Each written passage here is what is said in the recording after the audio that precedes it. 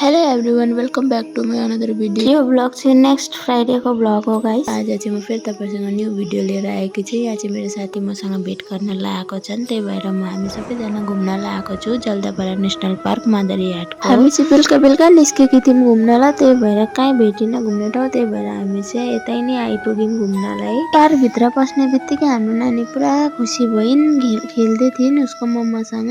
अनि फेरि मैले पनि नानीसँग एकछिन खेले, भिडियोहरू बनाए। अनि त्यहाँ चाहिँ घुमीफिरी गरिसक्नुको पछि हामी चाहिँ फेरि पार्कको पछाडिवाला भागमा जाँदैछौँ। अस्ति मैले तपाईँलाई ब्लगमा भनेको थिएँ नि कि यो पार्कको दुईटा पार्ट छ, एउटा अगाडिपट्टि एनिमल्सहरूको छ अनि पछाडि चाहिँ हल्का खेलौना बस्ने ठाउँहरू छ, त्यहीँ जाँदै थियौँ। पछाडिको भागमा पुग्ने बित्तिकै चाहिँ यहाँ दुईजना बुढाबुढी मजाले ढिकिच्याउ खेल्नु हुँदै थियो। यहाँ हेर्नु न ऊ खेलिसक्नुको बाद म बसेँ अनि दादाले भन्नुभयो मलाई उचाल्नु सक्छ भने लु उचाला। मैले यहाँ आएर हात पनि छोडिदिएको छु, लु अब चाहिँ उचाला भन्नुभयो।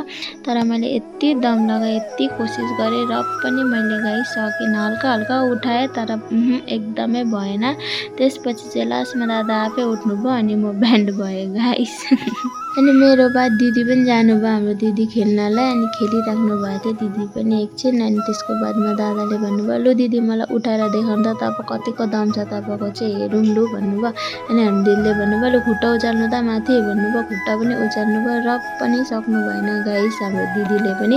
अनि त्यसपछि हाम्रो नानी पनि गइनु हेर्नु न त्यो खेलितुली गरिसक्नुको बाद हामी फेरि यहाँ स्लाइडिङमा चढ्यौँ, तीनजना चढेर चाहिँ खेल्न थाल्यौँ। यहाँ हेर्न सक्नुहुँदैछ, अब चाहिँ दिदी स्लाइड गर्नुहुन्छ है। यहाँ हेर्नु गाइस, यहाँ भत्काउने खेला हुँदैछ। त्यहाँबाट खेलिसकेर हामी फेरि अर्कोतिर घुम्न लाग्यौँ। हेर्नु न कस्तो गरम थियो, अनि गरमले पुरा हालत खराब भइसकेको थियो गाइस। र यहाँ हेर्न सक्नुहुँदैछ अर्को पार्ट चाहिँ यस्तै छ, हेर्नु भएको होला मेरो अर्को भिडियोमा।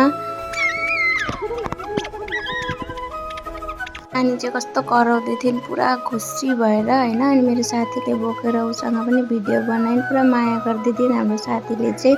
हाम्रो साथीसँग चाहिँ पुरा मिसिसकेको थिइन् उसको हस्बेन्ड र मेरो साथीसँग चाहिँ। के हो भने नि गाइस हाम्रो नानीलाई चाहिँ घुम्नु पायो भने केही चाहिँदैन, कम्ती खुसी हुन्छन्। हाम्रो नानी चाहिँ एकदम खुसी भएर यहाँ पिङ खेलिरहेछ, सबैको काखमा बसी हो। लिङ्गे पिङमा खेलेको जस्तै गरेर हाम्रो साथीलाई चाहिँ उसको हस्बेन्डले पुरा धगाल्नु हुँदै थियो गाइस।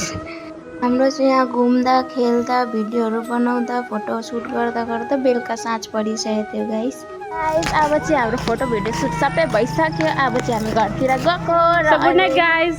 गुड नाइट त गुड नाइट गाइस, साँझ पनि परिसक्यो। हेर्न सक्नुहुन्छ लाइटहरू पनि बालिदिनु भएको छ, कस्तो दामी देख्दैछ लाइटहरू बालेर।